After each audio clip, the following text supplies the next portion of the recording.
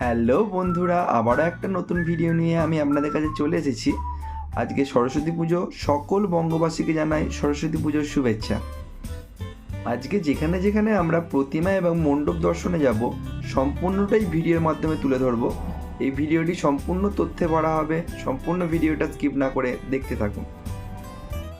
সরস্বতী মহাভাগে বিদ্যা কমলোলোচনে বিশ্বরূপে বিশালাক্ষী বিদ্যাং দেহি নমস্তুতে। জয় জয় দেবী চরাচর সারে কুচযুগ শোভিত মুক্তাহারে বীণারঞ্জিত পুস্তক হস্তে ভগবতী ভারতী দেবী নমস্তুতে। নমো ভদ্রকাল্যৈ নমো নিত্যাং সরস্বত্যৈ নমো নমঃ। বেদ বেদাঙ্গ বেদান্ত বিদ্যা স্থানেভ্য এব চ এষ সচন্দন পুষ্প বিল্ম পত্রাঞ্জলি সরস্বত্যৈ নমঃ। সকালে পুষ্পাঞ্জলি দিয়ে চলে এসেছিলাম দোকানে।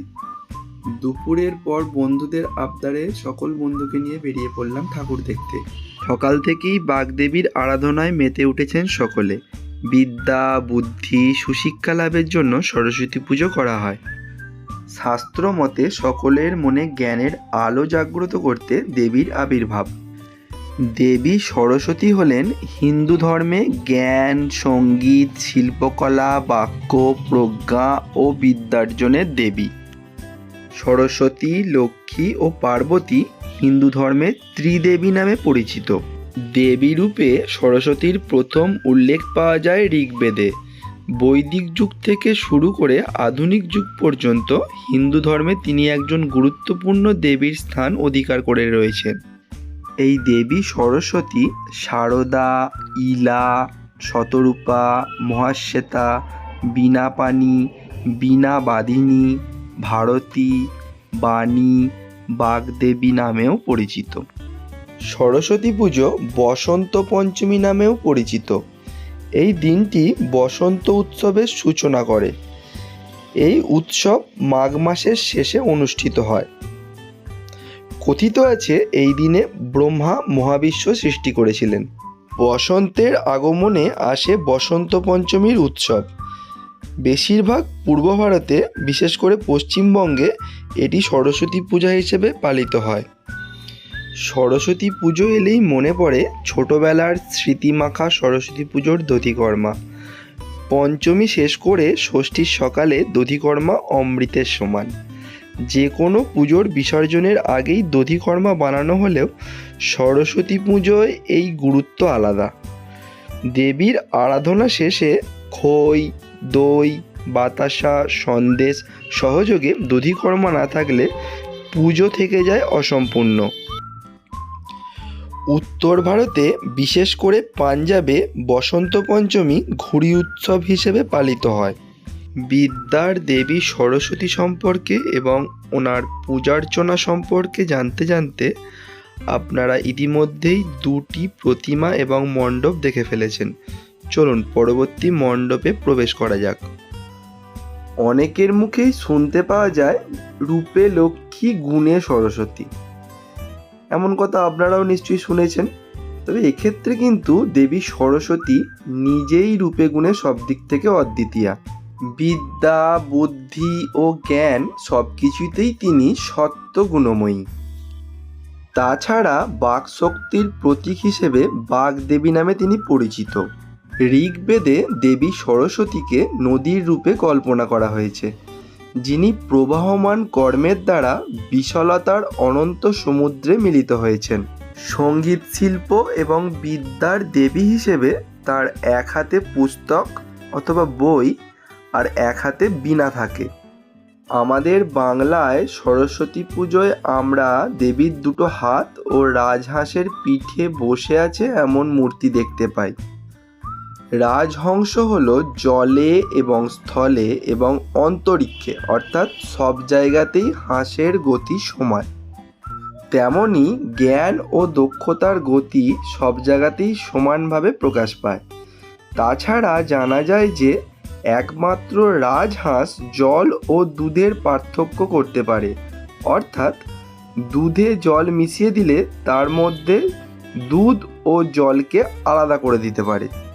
আর সেই কারণেই জ্ঞান সাধনার ক্ষেত্রেও কিন্তু হাঁসের এই স্বভাব অনেকটাই তাৎপর্য বহন করে থাকে।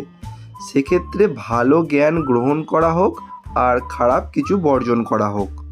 এই মুহূর্তে আপনারা যে মণ্ডপটি দেখছেন, এই মণ্ডপটির মাধ্যমে রবীন্দ্রনাথ ঠাকুরের হাট কবিতাটি তুলে ধরা হয়েছে।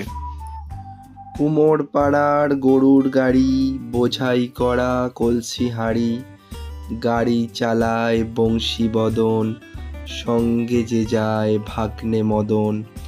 হাট বসেছে শুক্রবারে, বক্সিগঞ্জে পদ্মা পাড়ে, জিনিসপত্র জুটিয়ে এনে গ্রামের মানুষ বেচে কেনে।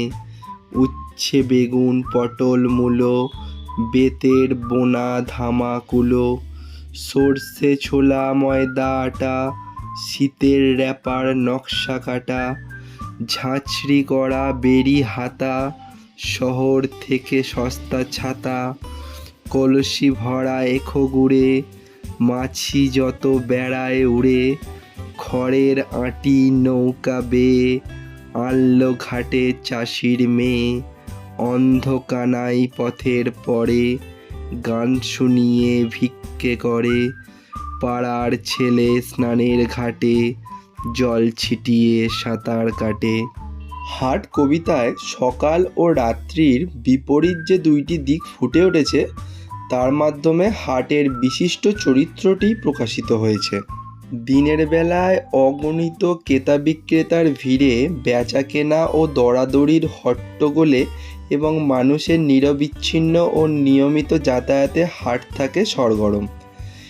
বিকালে সকলে বাড়ি ফিরে গেলে নির্জন হাটে যেন দল ছাড়া নিঃসঙ্গ কাকের পাখনার ক্রমে আঁধার নেমে আসে। দূরের গ্রামগুলিতে আলো জ্বলে উঠলেও হাটের শূন্য দোচালাগুলিতে কেউ আলো জ্বালায় না। সারা রাত দোকানের জীর্ণ বাঁশের ফাঁক দিয়ে প্রবাহিত বাতাস বংশীধ্বনি উৎপন্ন করলেও তা শোনার মতো কেউ থাকে না। ঘড়ির কাঁটা অত্যন্ত দ্রুত গতিতে ঘুরতে থাকায় আমরাও দ্রুত গতিতে ঠাকুরগুলো দেখতে শুরু করলাম। আবারও একটি সুন্দর মণ্ডপ এবং প্রতিমা দেখে মনটা মুগ্ধ হয়ে গেল।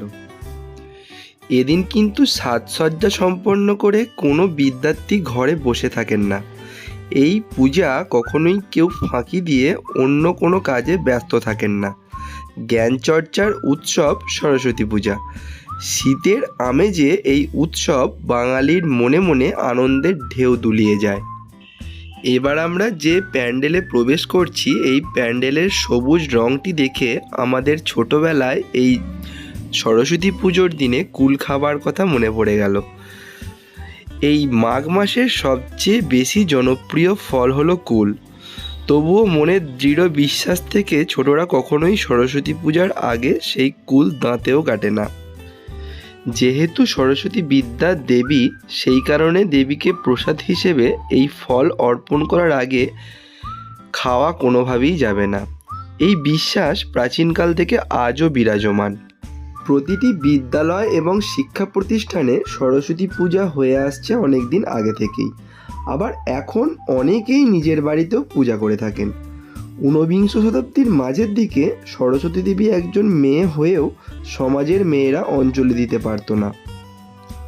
কিছু পণ্ডিতের মত অনুযায়ী সমাজপতিরা ভয় পেতেন যে হয়তো এই দুর্যোগে ধর্মের নামে মেয়েরাও যদি দাবি করে বসে যে লেখাপড়া তাদেরকেও করতে দিতে হবে, সেই লেখাপড়ার স্বাধীনতা যাতে তারা না চেয়ে বসেন, সেই কারণে তাদের এই পূজা থেকে দূরে রাখা হতো। সরস্বতী পুজোর দিন একাগ্র চিত্তে বিদ্যার্থীরা মন্ত্র উচ্চারণের পাশাপাশি পুষ্পাঞ্জলি দিয়ে জ্ঞান ও বিদ্যা অর্জনের আকাঙ্ক্ষা জানিয়ে থাকেন দেবী সরস্বতীকে। তার সাথে সাথে নিরামিষ বিভিন্ন রকমের সবজি দিয়ে খিচুড়ি, বেগুন ভাজা এবং চাটনি তো রয়েইছে। সরস্বতী পূজার এই খুশি ও আনন্দ সারা বছর ধরে বয়ে বেড়ানোর পর অপেক্ষার অবসান ঘটে এক বছর পরে। বর্তমানে আপনারা যে মণ্ডপটি দেখছেন, এই মণ্ডপের মাধ্যমে এই পূজা কমিটি তুলে ধরেছেন খেলার মাঠে আগ্রহ নেই, মোবাইলে আসক্ত শিশু কিশোররা। আমাদের সময় আমরা স্কুলের ছুটির ঘন্টার অপেক্ষা করতাম। ঘন্টা পড়লেই সোজা বাড়ি ফিরে কিছু খেয়ে এক দৌড়ে মাঠে। সন্ধ্যার আগে পর্যন্ত সেখানে বিভিন্ন খেলায় মগ্ন থাকতাম। তবে এখন সেই দিন ফুরিয়ে গেছে। ঘরে বসে মোবাইল গেমে আসক্ত হয়ে পড়ছে কিশোর থেকে যুব সমাজ। গ্রামাঞ্চলের মাঠগুলো এখন যেন গবাদি পশুর চারণভূমিতে পরিণত হয়েছে। মাঠে নয়, শিশু কিশোরদের এখন দেখা যায় রাস্তার মোড়ের চায়ের দোকানে বা কোনো নির্জন স্থানে। এদের মধ্যে অনেকেই সঙ্গদোষে তলিয়ে যাচ্ছেন মাদকের দুনিয়ায়। এতে বাড়ছে অপরাধ প্রবণতা। তবে এর থেকেও বড় আকারে দেখা দিয়েছে স্মার্টফোন আসক্তি। মণ্ডপটা কী দিয়ে তৈরি বুঝতে পারছেন? হ্যাঁ, আপনারা ঠিকই ভেবেছেন, এটা গামছা দিয়ে তৈরি। আপনারা হয়তো অনেকেই বলবেন, ও মা, সে তো মাথা মোছার জিনিস, গা হাত পা মোছারও বটে। তবে কি না, গামছাকে যদি আপনি স্বল্প গণ্ডিতে বেঁধে ফেলেন তাহলে সব গেল। কারণ গামছাকে অত অবহেলা করার দিন আর নেই। গা মোছে বলে তার নাম গামছা হয়েছে ঠিকই, কিন্তু হিসেব অত সহজ নয় বস। বাঙালির জুতো সেলাই টু চণ্ডীপাঠ সবেতেই তিনি স্বমহিমায় বিরাজমান। শুধু আমাদের গা মোছাতে গামছা ব্যবহার হয় না, পুজো, বিয়ে, উপনয়ন, শ্রাদ্ধে ঘটের ডগায় বসে রয়েছে গামছাটি।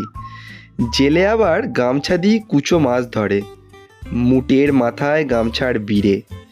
মোট কথা, আমরা তেমন পাত্তা না দিলেও গামছা ছাড়া কিন্তু বাঙালির দৈনন্দিন জীবন থেকে পালা পার্বণ একেবারেই অচল। সদ্যই গামছার দরটা একটু বেড়েছে। বাড়ির বারান্দার তারে ঝোলানো হেলা ফেলার গামছা আর নেই। সেই গামছা এখন নামি দামি পূজা কমিটির পুজোর থিমেও ব্যবহার হচ্ছে। এই পূজা কমিটির থিম মেকার প্রতিমার চালচিত্রতেও গামছার ব্যবহার করেছেন। এক অপূর্ব সুন্দর প্রতিমা আমি এই মুহূর্তে আপনাদের সামনে তুলে ধরছি। গামছার পাশাপাশি কুলো এবং হাত পাকার ব্যবহার দেখতে পাচ্ছি এই থিমে। দুর্গা পুজো দিয়ে শুরু হলেও এখন কালী পুজোতেও থিমের চমক নজর কাড়ে।